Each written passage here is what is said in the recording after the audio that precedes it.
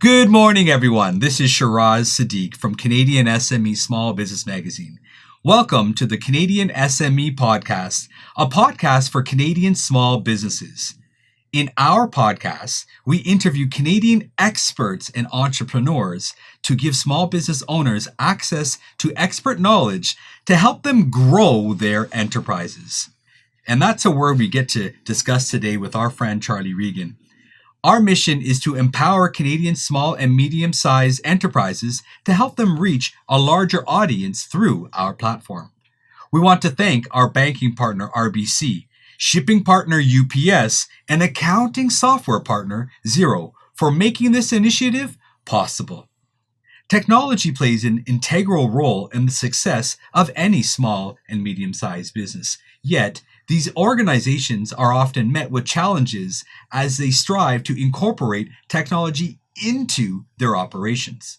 What's more, navigating this complex landscape can be a difficult task for many companies. Today, we're in conversation with Charlie Regan, CEO of Nerds On Site. Charlie's unwavering commitment to our platform has been a cornerstone of its success from the very beginning. His dedication is an inspiration to us all. Charlie is the CEO. Now, his definition of CEO is the Capability Expansion Officer at Nerds On Site. Nerds On Site is now one of Canada's largest and still growing IT solutions companies. Through his experience and dedication, Nerds On Site is now one of Canada's largest and still growing IT solutions companies. Understanding that the technology industry continues to evolve at a faster rate than ever before, he brings an innovative approach with his team to ensure that clients are getting the best IT solution possible and available in the market. With years of experience in the tech industry, Charlie is ready to take on the world with Nerds On Site. We're excited to reconnect with Charlie Regan, CEO at Nerds On Site, and gain insight into how their technical proficiency shapes our work lives. And as 321, he'll provide a unique perspective on the subtle effects of cyberattacks and discuss strategies to counteract disruptions in operational processes using creative workforce management tactics based on his expertise. Charlie, welcome, and it's a pleasure to hang out with you as always. Now, it's been a while because of this whole COVID cloud that was roaming over us. And the fact that I'm a little paranoid, I've made sure that I was very safe and secure, snuggled in my home office, and only venturing out once a week to our head office in London. That's right, and most people won't know that you live in a secluded area of one of the most beautiful areas in Ontario. Now, I won't reveal it so everybody's going to start to move over there, but you love that part of the country on the southern tip of Canada. I do. I very much do. My wife and I, we moved. We were in London. I mean, I'm born from Ottawa, but moved to London after we got married, or we were in London and moved from London to this part of the country. And to be perfectly frank, best decision we made. We raised our 4 children there, and both our sons are raising their families there as well now. So they just stayed in the same area? My girls went one way out to BC and the other one up to the Ottawa region. But we're now, with technology, we're in constant communion and touch with them. That is fantastic. Yeah. Now, it sounds like you've been expanding more than simply the businesses. With 4 children, grown children, you've been expanding the Regan brand across the country now. Well, I give full credit to my wife, the most nearly perfect human being walking the face of the earth, on the kind of human beings, adults, that our children have turned into.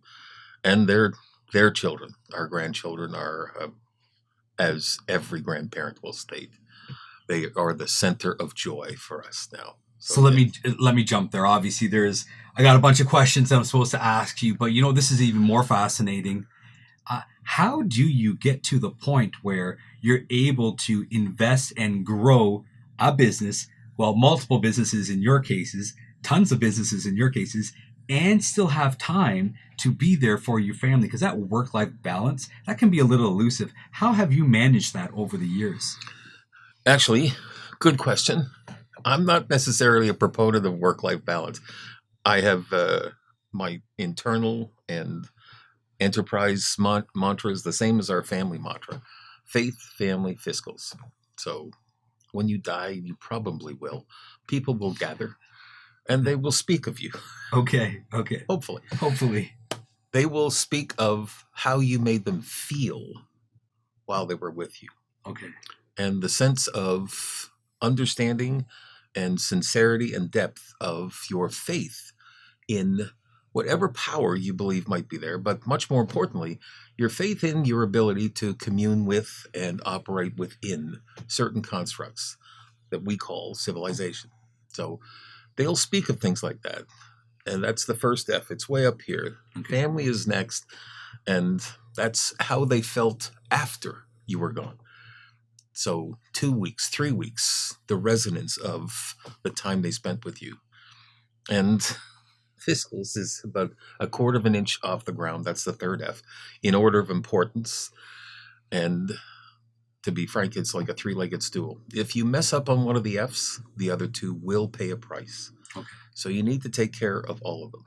And our children have done the same thing. They're taking care of business, but they know what matters most. Yeah, I've heard it another way. When you take care of your soul, it makes you whole. And it's a concept a lot of people don't really speak about. But that emptiness that you can experience going to work and giving your all, and you're returning home to what? So it's fascinating, just the concept of ensuring that faith, family, and then fiscals, your financials, Yep. are taken care of. Because you're right, your family can't be as fruitful and prosperous if you're not taking care of the fiscals Correct. as well. Yep. And there really is a balance Oh, between yes. Yep. those three elements instead of work-life balance. I love the way that you're framing it. So again, faith, family, and fiscals. Now, in all this expansion, you've actually redefined the term CEO. Now, every time we get together, we've had this conversation. Every time. This has to be the fourth or the fifth time that we're talking about the term CEO. Could you, for our audience today, define the term CEO as you see it? Well, I come from the food business, where it's a command control environment. The only words you hear in the kitchen are yes, chef, or no, chef. So Okay. the focus there is production and speed. But I've branched into other arenas now. And to be perfectly frank, in a command control environment, we all know the burden of decision making and the timing for such is impacted dramatically by the notion of chain of command. Okay. So every single player in all of our organizations are CEOs. Decisions need to be made at the point of import, and the most important point is obviously one of our team members with a client. So Okay, so I want to make sure that we capture what you're saying properly.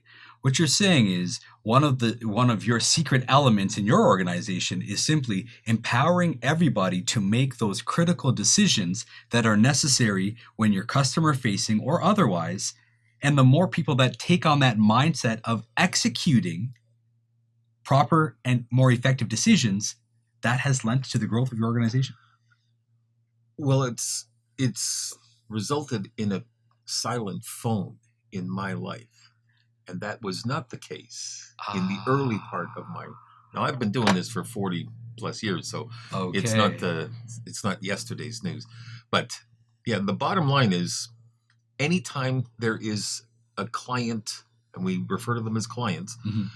anytime we have a client dissatisfaction, it's generally because we couldn't provide in a timely manner what they needed, what they sought. Gotcha. So it's easier when everybody under the protection of a brand umbrella with all kinds of services and offerings that they can sign into, they can literally work together in a collegial network of other CEOs. It's important that we always remember in our business model, in all of them, at the top of the triangle is the bottom of the triangle. Right. All the clients Right. and those primary contractors who are in touch directly with them. Then under them are regional pod leaders. They're people who are focused on doing what they can to help and assist. And then administration. And then at the very bottom would be our management team. Okay, so you're leading in an environment that is changing at quite a rapid pace. Yes. How do you then stay on top of training and retraining, empowering and re-empowering your staff when the game is constantly changing? What responsibilities have you tasked them with to ensure things like, for example, you're leading the protection and the barrier in Canada against cyberattacks? Correct. That's one of the things that you're known for. Yes. If it's always changing, how do you help your team stay on top of those elements? Well, that's a two-part question. The first part, how do we keep people in a state of liquid learning? First, you have to be a sick puppy. And to be perfectly frank, most people understand that the only real journey is to the place where you're kicking your can every single day. You're loving it. You can't believe you're getting paid for it. You can't believe what surrounds you, what environment you wind up in. That's the most important thing. So the vetting process in your own life and our vetting process before we bring on a team member is very structured.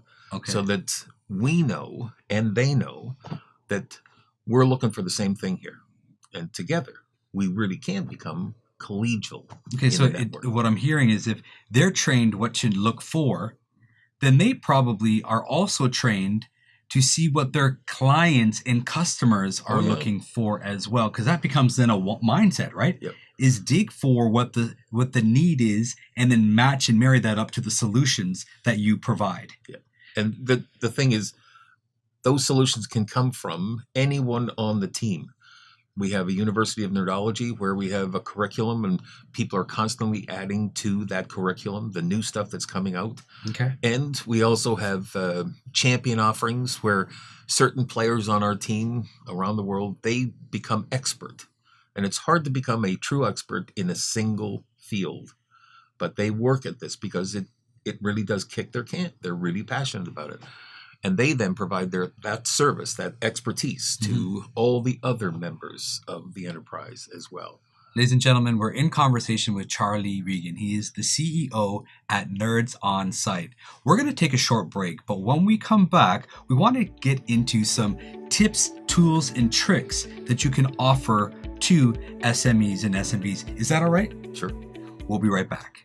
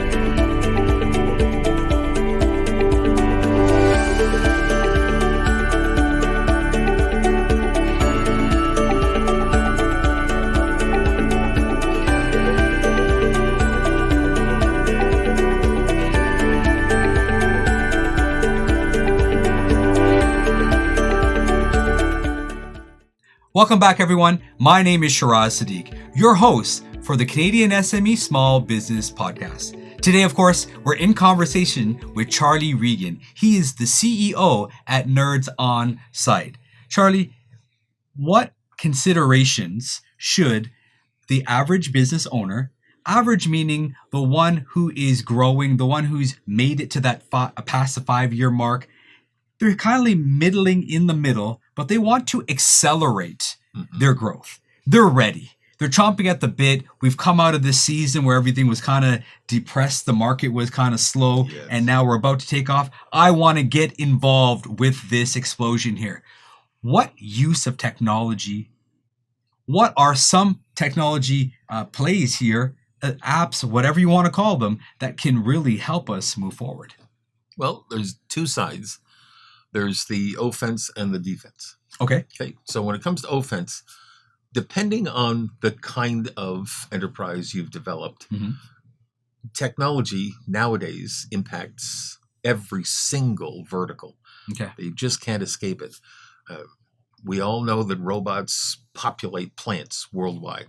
Now they're beginning to populate hospitals. I visited my mother last night, God bless her, 90 years, live wire. And I'm telling her a story about a robot company that's developing for hospitals to take drugs back and forth. Okay. And she says, well, we've got robots here serving our meals. And I looked at her and I said, are you kidding me? She said, no, I spent some time with the company, the sales guys who were trying to sell it to, she lives in a large retirement area. And they were explaining exactly what it was they were doing and how it saved time and how it saved the organization money. And I'm thinking to myself, okay, it reminded me, we've got a place down in Venice, Florida. We walked into we like this little restaurant called Patches, and there's no air conditioning. Okay.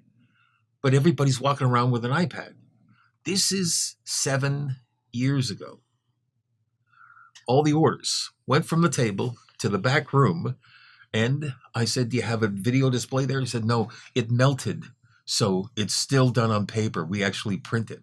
The video display melted in the kitchen because as hot as it was in the restaurant, it was hotter back there. So it's amazing how people who truly are enterprisers find a way to make technology work for them. Okay. If you don't have an app and your business has a client-focused endpoint where you're developing, engaging, and communing and holding client relationship dynamic, and you don't have an app yet, you need to get an app. Okay, so it can be done quickly. You mentioned two categories. Yes. You mentioned offense. That's offense. Right? Yes. Defense. You've also described something else here, and that's, hey, before you buy the next fancy thing, get in touch with some experts like the people at Nerds on Site to, first of all, maximize the technology that you've already invested in. Perhaps some of your technology has melted in the kitchen and you need to refresh and refurbish what was already there before we look too good. Absolutely. But sometimes to do that, you need people to be able to come in, like your outfit, to be able to say, hey, how do we get the most out of what we've already invested in? Because we both know that most companies are using about 30% of the capacity of the technology that they've already invested in. Is that something, and how do you, so what would be the approach when you're looking at a company and they're already tooled fairly well? How do you, is it more training? What is it that you do at that time? The first step is a full-blown assessment on all fronts. So productivity is one of the key elements in the assessment process. Taking a look at what you already have in place and what you may not be utilizing to the extent it should be, or what you may be overburdening and as a result impacting other aspects of the technology network you have. Gotcha. Okay. So that's again the offensive end of an assessment. And everybody has an assessment. You go to a doctor, you go to a dentist, you go to a banker every now and then, you go to your accountant. All of those sources of expertise are assessment oriented. You must get experts who are outside your network, right? Yeah, I mean, that's key. fish don't know what water is. Okay? Hold on. That's some knowledge that he just dropped on us right there. Fish do not know what water is because that's just the air that that's what they exist in. Exactly. And the same thing with many of us, because we're all creatures of habit. We're a big bag of skin filled with emotions and habits. So that's the first step. Mm-hmm. And then you need to take serious measured steps today, because the real issue with technology is cyber criminals. The defense side of this. These are very well orchestrated, incredibly well funded. They have a 97% profit margin in their business. they can afford to find new, better, faster, quicker, invisible ways to try and take your stuff. Sovereignty data is where we're focusing now. So now, my apologies, you're actually referring to these outfits as businesses because they're so orchestrated, strategic, and methodical in their approach. This isn't just some guy in a basement with a black mask over their eyes cut out, and with their voice disguised. These are highly trained and skilled people running a business. There are 72 mafia families around the world. This is their number one profit center today. Come on. According to one member on the inside, we don't have to break legs. We don't have to take lives. We just have to find 14, 15, 16-year-old kids, put them up in luxury suites. Come on. This is real. Wow. And nobody's paying attention to the fact that it's not me. They couldn't possibly have interest in me. Everything on the dark web, which is, again, the internet that we all know, is about 5% of what the internet actually is. 95% is called the dark web. 5% is what you and I traverse on a regular basis. 95% is where the criminals traverse on a regular basis. They gather your data, they aggregate it, they package it up, and they sell it for a profit. So you are a target. SMEs specifically are now the number one soft center target because there isn't enough defense in an ordinary, regular SME operation. And I'm talking about companies from 5 to 500 people. Right. That's the target space for them. Ladies and gentlemen, once again, we're in conversation with Charlie Regan, CEO of Nerds on Site. Now, we're going to have you back so we can get into the dark web. We can get into what the FBI is doing about the dark web.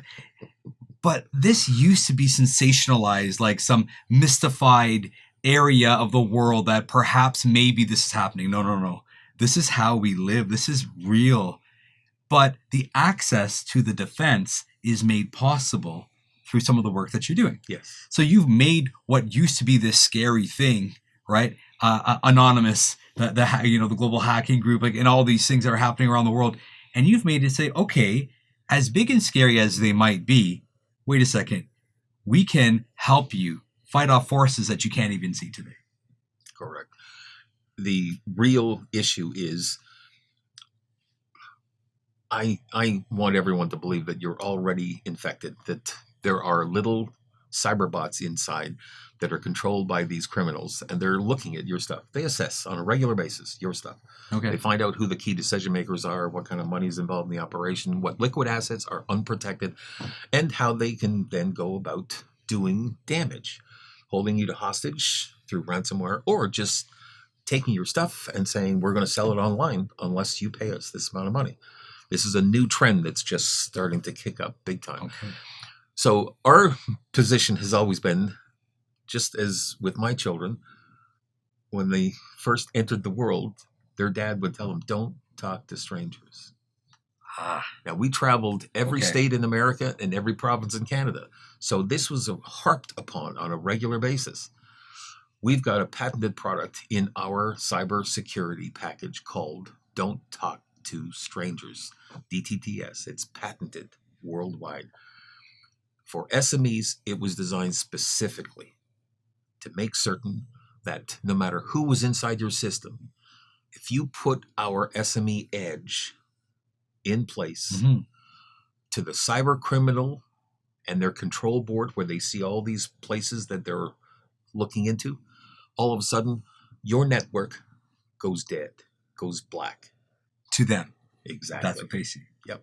So nobody gets your stuff. We call it data drip. Nobody gets anything from you that you don't want them to get. We'll go in part of that assessment process. Yeah. We'll check this, what your data drip is. Okay. And we'll say, okay, do you have clients or suppliers in Ukraine, in Russia, in North Korea, in China? And then we'll let them see, here you have 165,000 data drips each minute, and these are the places they're going. And they're looking at us saying, well, of course we don't. I said, okay, well, this is what it looks like on a screen. This is exactly what it looks like when you're breached. So this isn't something that you're going to like just go in there with like this fear attack and say, oh, look, you'll actually be able to show them hard evidence that this is actually what is happening in your environment. Yes. Folks, it used to be something that you should do. Now it's something that if you haven't done yet, you might be behind the times. Charlie, there's so much more that we can always talk about, but how can someone get in touch with your team to have that assessment, to begin that journey to the strongest defense that they can have in addition to the offense? How does someone reach out to your team and connect? Easiest way, nerdsonsite.com or 1-877-MY-NERDS. 1-877-MY-NERDS. Charlie, it's always a pleasure to hang out with you. Thanks for making the time, and thanks for always investing in our audience in a worthwhile way. I appreciate it. Thanks for having me. Thanks for joining us today, Charlie, on our podcast. And thank you for offering the insights into how, as an IT support company, you can provide first-class technical services across North America. Your expertise is invaluable in helping organizations effectively coordinate multi-site operations. Thank you once again, Charlie, for joining us today. That brings us to the end of another episode full of small business insights. We hope you've enjoyed our podcast, and we encourage listeners everywhere to explore even more on CanadianSME.ca. Thanks for tuning in, everyone. We want to thank our exclusive banking partner, RBC, shipping partner UPS, and accounting software partner Xero for making this initiative possible. This is Shiraz Sadiq, your host for Small Business Podcast.